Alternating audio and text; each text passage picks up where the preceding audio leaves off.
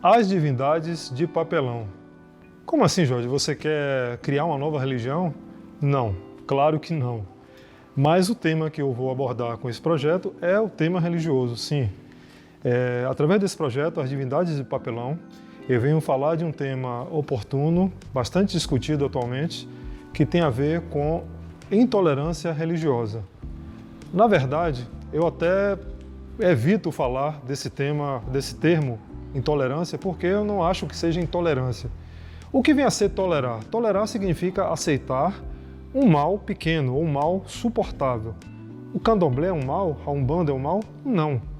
Umbanda e candomblé estão ligadas às nossas raízes ancestrais, estão ligados à nossa história, à nossa cultura.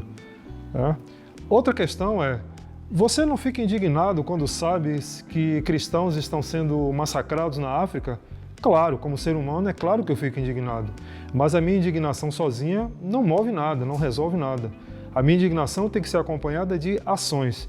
E essas ações precisam ter um mínimo de concreto, um mínimo de eficácia, de eficiência no combate àquele problema. Tá?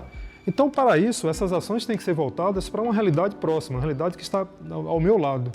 Nesse aspecto, o candomblé e a Umbanda e outras religiões de matriz africana são a realidade mais próxima que eu tenho em se tratando de preconceito religioso. Por isso, através desse projeto, eu venho abordar esse tema que, como eu já falei, é oportuno e atual, que trata do preconceito religioso praticado contra religiões de matriz africana.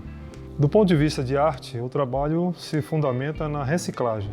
E o material que eu escolhi para reciclar é o papelão. É claro que, além do papelão, eu uso outros materiais que podem ser reciclados, podem ser comprados também, mas basicamente o trabalho todo é feito de papelão, como essa divindade aqui.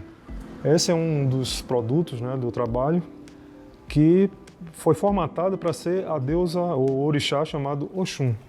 No candomblé, é a deusa que representa a prosperidade, a riqueza, o ouro, a fecundidade. Representa também a elegância e a sensualidade da mulher.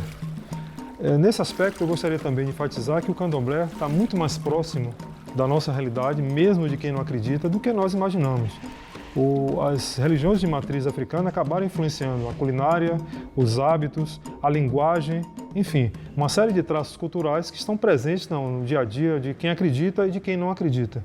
Agora que eu já falei bastante da proposta do trabalho, já falei sobre a questão do tema, vamos começar a aula, Primeiro eu vou mostrar a vocês todos os materiais que são utilizados para construir essas divindades, tá? Obviamente, o primeiro material é o papelão. Nós vamos usar para esse trabalho caixas de papelão médias, pode medir tipo 50 por 35 centímetros, tá? E o papelão não pode ser um papelão muito grosso. Existe um papelão de 2 camadas de ondulação.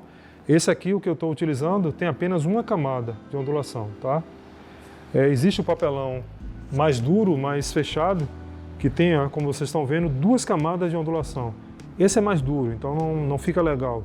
O que eu vou usar é esse, comparando os dois, que tem apenas uma camada de ondulação, tá bom? Eu vou precisar de uma régua grande, sendo que essa régua não precisa ser exatamente essa. Eu utilizo aqui no meu galpão, no meu espaço, máquinas, ferramentas e acessórios que são profissionais. Mas você não precisa usar esses equipamentos. Esse trabalho de arte e reciclagem pode ser feito por qualquer pessoa, utilizando ferramentas comuns e materiais comuns. Então, para cortar o papelão, vamos usar uma tesoura.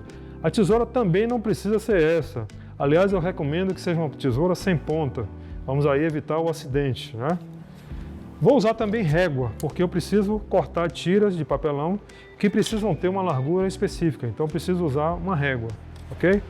Vou usar lápis ou caneta, sendo que lápis e caneta vão servir não apenas para marcar essas tiras, mas também vão ajudar na modelagem das peças, tá bom? Vocês vão ver mais tarde isso.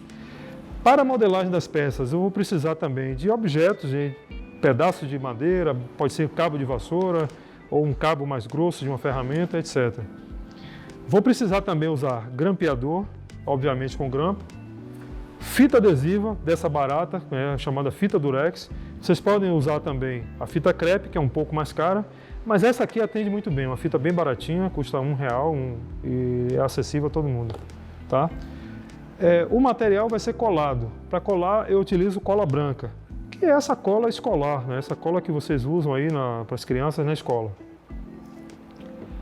Uma outra alternativa de cola é a cola de silicone, que é um pouco mais cara, aliás, é muito mais cara, dá um acabamento também bom, mas você não precisa usar ela, eu estou apenas mostrando as possibilidades, tá? Vou usar palito de dente, que é um material também bastante comum e barato. Cola quente, é um material também bem versátil, que vai ser utilizado para a montagem das peças. Eu volto a dizer que eu uso aqui máquinas profissionais, essa é uma pistola de cola profissional, mas até aquela pistola pequena utilizada em escola funciona muito bem, vocês vão utilizar com resultado igual, tá? Vou utilizar também pincel, tanto para espalhar cola como para a pintura das peças, que é uma etapa mais adiante. Enfim, esses são os materiais. Tem um material aqui que eu diria mais nobre, que é a tinta spray. Algumas peças na parte de acabamento dos orixás vão precisar ser douradas ou prateadas, então eu posso usar a tinta spray. É um material caro, né? Não é muito barato, mas que pode ser usado ou não. Você pode usar como alternativa à tinta spray o glitter. O glitter é um material barato, você vai só passar cola na peça e depois despejar o glitter, ele vai ter um efeito parecido com o da tinta spray. Na parte de acabamento eu vou utilizar tecidos diversos. Não precisa comprar tecido. Se você conhece uma costureira da vizinhança, da família, uma tia, uma avó que costura, restos de tecido, retalhos de tecido que ela usa, vocês podem utilizar.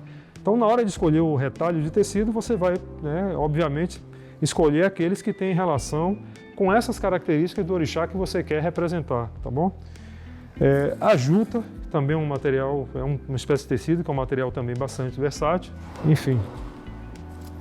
Palha também é outro material bastante versátil que você pode usar, fitas, materiais diversos, arame, corda de sisal.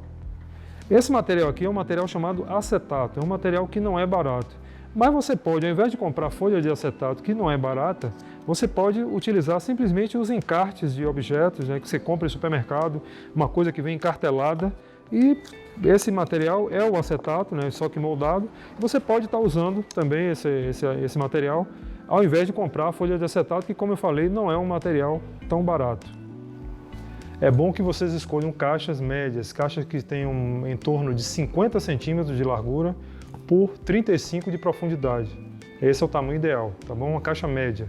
Essas abas aqui não vão ser utilizadas, então a gente precisa eliminá-las. Para cá, e aí vamos cortar essas abas, tá bom? Vamos seguir aqui a linha.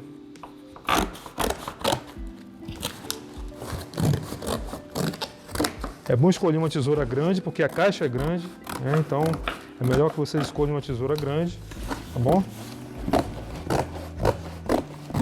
E agora vamos cortar essas caixas em tiras. Tiras que serão cortadas em 4 larguras diferentes. A primeira delas é 7 milímetros. Essas tiras de 7 milímetros vão servir para fazer a cabeça dos orixás e, no caso dos orixás femininos, os seios. Vamos utilizar uma régua, mais ou menos aqui, tá? Vai estar no link descrito abaixo moldes de tudo que está sendo feito aqui, molde das tiras, molde dos objetos, etc. Então, a tira de 7 milímetros que eu já cortei, já medi, já cortei, eu vou utilizar um pedacinho dela para fazer a marcação, tá? Vocês vão ter o molde igualzinho a essa tira aqui, vocês vão fazer a marcação dessa forma. Vão pegar a tira, que vai estar na descrição aí do vídeo, aí vão fazer marcações utilizando a largura dela. Vão fazer isso de um lado e também do outro lado.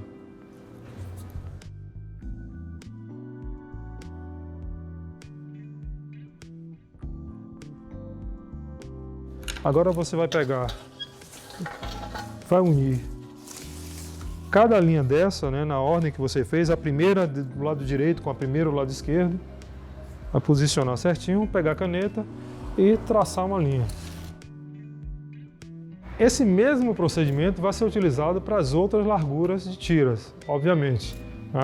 Então eu fiz a marcação da medida que eu quero e vou cortar essas tiras. Detalhe, utilize toda a extensão da tesoura,